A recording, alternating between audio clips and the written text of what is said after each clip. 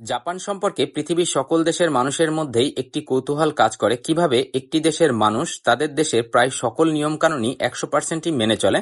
তার একটা উদাহরণ আজকে দিতে পারি। আমি আর চ্যাম্প কোথাও যাওয়ার জন্য ট্রেন স্টেশনে গিয়েছিলাম।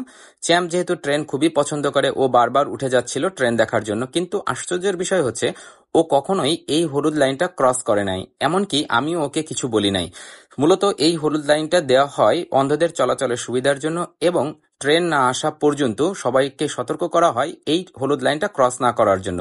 মূলত স্কুলে বাচ্চাদেরকে এই বিষয়টা খুব ভালোভাবে শেখানো হয়। শুধু এই বিষয়টা না, জাপানের বেসিক সকল নিয়ম কানুন, আইন বা মূল্যবোধ, মানবিকতা, এই সবকিছুই বাচ্চাদেরকে ছোটবেলা থেকে খুব ভালোভাবে শেখানো হয়।